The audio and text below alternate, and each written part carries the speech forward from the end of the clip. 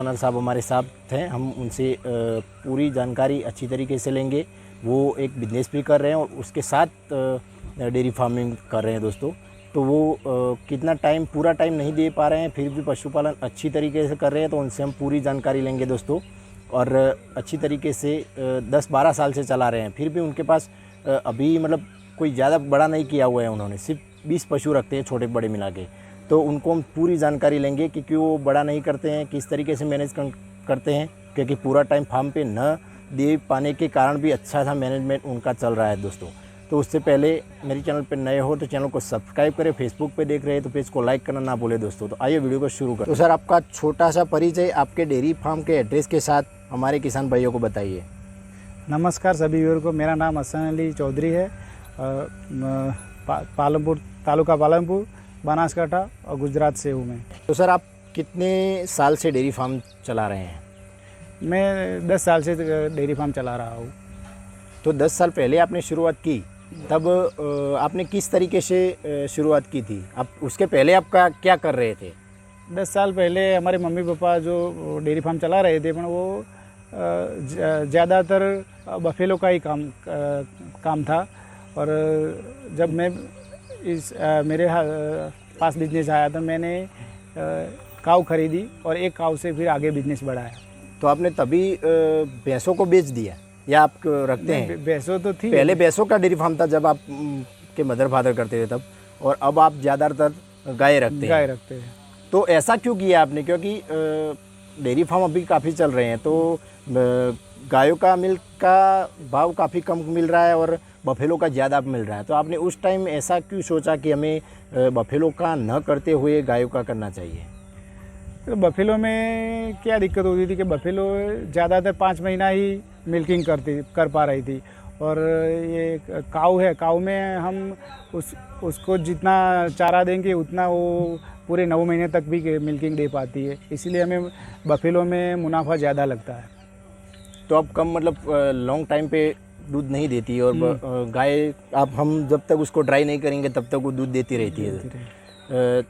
तो हसन भाई, आप ये बताइए कि आपने किस तरीके से फार्म को बड़ा किया? क्योंकि आप 10 साल से चला रहे हैं, तो 10 साल से चला रहे हैं तो काफ़ी, हम 10 साल तो काफ़ी समय होता है हमारे पास इनम कि अगर हमें 100 गाय तक भी जाना है तो जा सकते हैं। लेकिन आपने शुरुआत किस तरीके से की? और आप बता रहे कि 20 पशु है और 20 से आप आगे भी नहीं जाना चाहते हैं, तो ऐसा क्यों?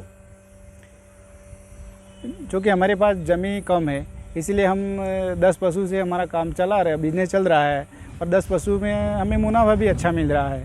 तो हम ब्रीडिंग का काम कर रहे हैं, और जो बड़ी गाय होती है उसको बेच देते हो, और ब्रीडिंग जो नई गाय होती है उसको तैयार करते हैं। तो आप अभी जब से डेयरी फार्म, जब आपने पहले जब शुरू किया बफेलो की जब थी तब आपने गाय लाए, उसके बाद आपने गाय को ऐड की या उसके एक गाय से ब्रीडिंग करके ही आप यहाँ तक पहुँचे? हाँ, स्टार्टिंग में मैंने एक गाय ली थी और उसमें ब्रीडिंग किया, फिर उससे 2 या 3 हुई, फिर बीच में फिर दूसरी भी गाय खरीदी हमें। क्या अच्छी नस्ल की गाय आए तो उसकी ब्रीडिंग भी अच्छी, उसकी नस्ल अच्छी हो तो दूध भी काफ़ी दे सकती है। तो थोड़ा हम अपग्रेड होके ज़्यादा आगे जा सकते हैं, अगर किसी के पास हमें पता चले कि गाय अच्छी है तो आप अभी कितनी गाय, मतलब बड़ी गाय कितनी है आपके पास? हमारे पास अभी बड़ी तो 12 गाय है। 12 गाय अभी बड़ी है। तो आपका पूरा मतलब 20 था, सर से गलती हो गई है, वो 10 बता रहे थे, लेकिन उनका पूरा डेयरी फार्म 20 का गाय और 2 भैंसों का मतलब मिला के 20 है। तो आप इतनी गायों में से आपके पास अभी कितनी मिल्किंग में चल रही है? अभी हमारी 10-12 गायों में से मिल्किंग में 8 गाय चल रही है। और उनका कितना मिल्क हो जा रहा है अभी? उसका पर डे का मिल्क 100 लीटर के आसपास होता है पर डे का। तो आप अभी गर्मियाँ चल रही है, तो पहले सर्दियाँ थी, तो अभी सर्दियों में और गर्मियों में गाय ब्याती है, तो दोनों में कोई फ़र्क आता है सर? हाँ, गर्मी में थोड़ा कम रहता है मिल्किंग, और सर्दियों में गाय ज़्यादा मिल्किंग कर रही है। कितना डिफरेंट आता होगा कि अगर सर्दियों में गाय ब्याई हुई है तो वो कितना दूध देती है, और वही गाय अगर गर्मी में ब्याए तो क्या डिफरेंट आता है, कितने लीटर का डिफरेंट आ सकता है? अगर सर्दी में जो गाय 10 लीटर दूध दे पाती है ना, वो गर्मी में 8 से 7 लीटर दूध तक ही दूध देगी। मतलब 2-3 लीटर का फर्क आ जाता है। हाँ, 2-3 लीटर का फर्क आएगा। तो सर आप बता रहे थे कि ब्रीडिंग भी आप इस तरीके से अभी आपने बताया कि ज़्यादातर काऊ आप ठंडी मतलब गर्मी में ना ब्याए ऐसी तरीके से मैनेजमेंट करते हैं, तो वो किस तरीके से करते हैं आपने अभी बताया। और जो गाय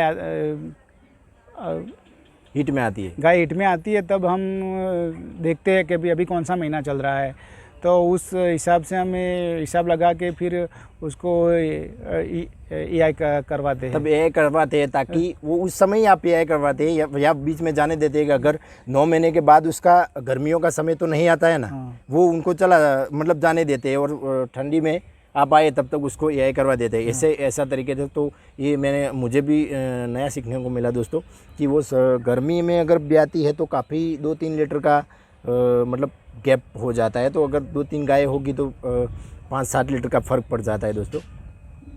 तो सर जब से आप डेयरी फार्म चला रहे हैं तब से आपने जो आपका वो दिखाई दे रहा है वो डेयरी फार्म, तो उसके बाद आप ये सब किया, वो डेयरी फार्म में दूध भरा के आपने ये सब किया या आपने पहले से कोई पैसे डाले थे। नहीं, मेरा छोटा सा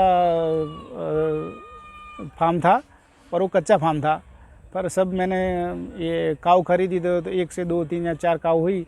और जब मैं पहले प्राइवेट दूध बफेलो थी, प्राइवेट में भरवा रहा था दूध, फिर मैंने डेयरी के साथ ज्वाइन किया और डेयरी में भराया, तो तब मेरे को मुनाफा अच्छा लगा, तो जो मुनाफा हुआ उस मुनाफे में से मैं ये पूरा फार्म तैयार किया है। थोड़ा थोड़ा करके आप ब्रीडिंग भी करते गए और डेयरी फार्म को अपडेट भी करते गए।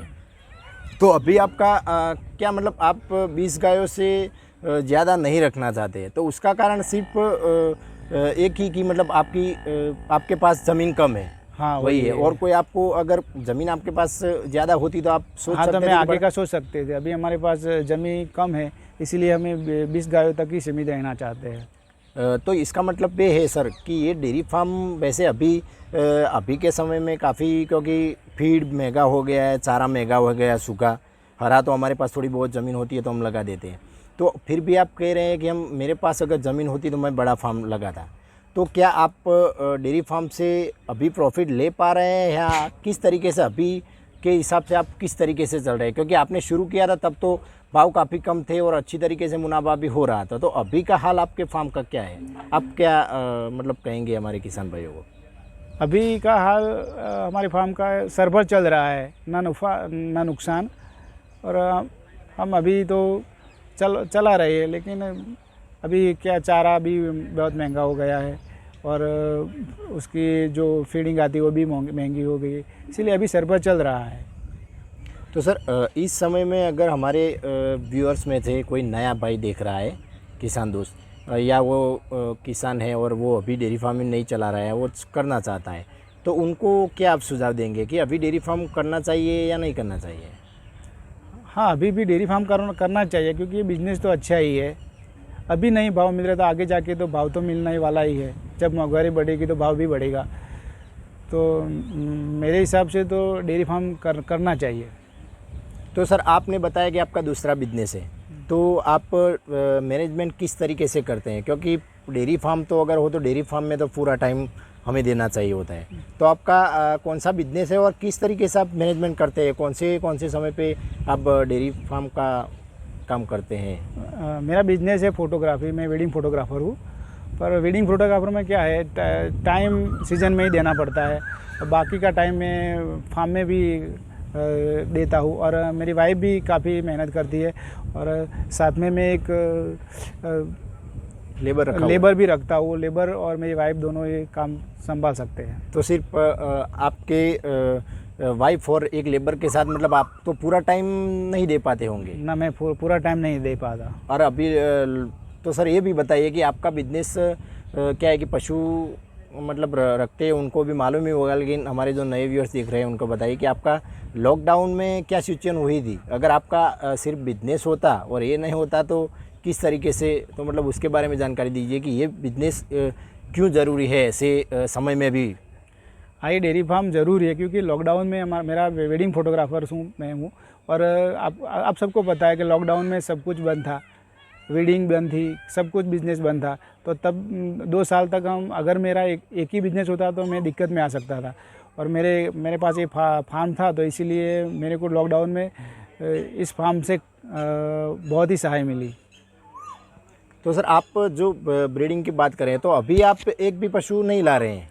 ना, मैं अभी कोई नया पशु नहीं ला रहा। अभी तो मेरे पास जो तैयार होता है उसको मैं बेच रहा हूँ, और जो वो पशु बेच के भी मेरे को मुनाफा मिल सकता है। तो सर आपने ये ओपन एरिया मैं देख सकता हूँ कि ओपन एरिया आपने रखा हुआ है, तो आप क्योंकि काफ़ी डेयरी फार्म हैं जो कम पशु रखते हैं वो तो अपने पशु को बांध कर रखते हैं, तो आप कम जगह होने के बावजूद, क्योंकि आपके पास कम ज़मीन है, फिर भी आपने थोड़ा सा उसमें से भी निकाल के हरा चारा न बो के आपने ओपन एरिया रखा हुआ है। तो ओपन एरिया में और बंधे हुए पशुओं में क्या फ़र्क रहता है? ओपन एरिया में और बंधे हुए पशु में बहुत फ़र्क रहता है।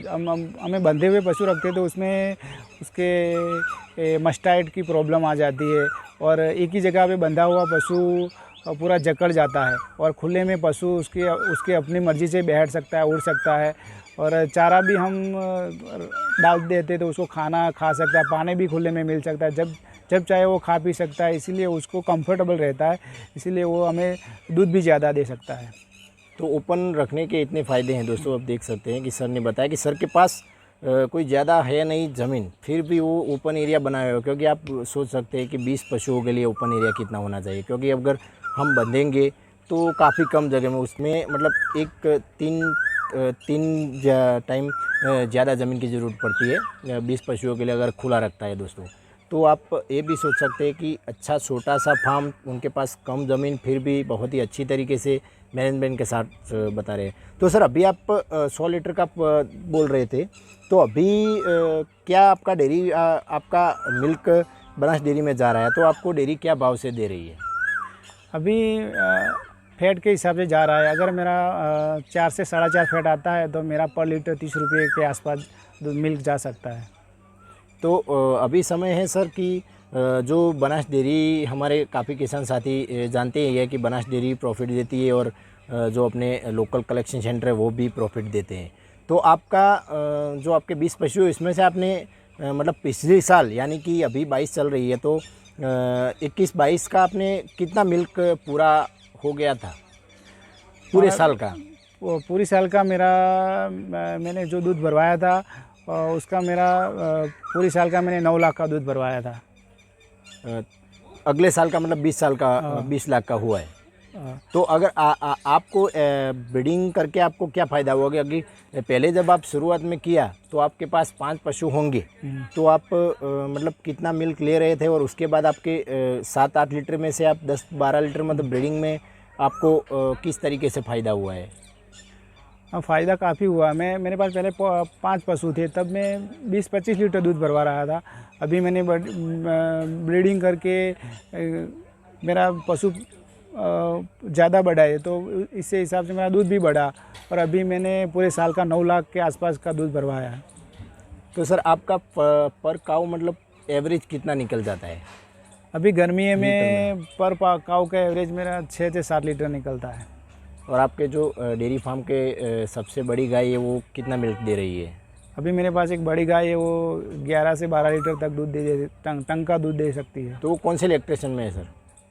वो अभी चौथे लैक्टेशन में होगी। चौथे लैक्टेशन में वो 12 लीटर। तो आपकी डेयरी फार्म की अगर आप ब्रीडिंग कर रहे हैं तो फर्स्ट लैक्टेशन में जो आपके यहाँ तैयार होती है वो कितना मिल्क निकालती है पहली ही बार में? अभी मैंने अगली साल ही 2 तैयार की थी वाछड़ी, तो वो फर्स्ट लैक्टेशन में 9-9 लीटर दूध दिए थी।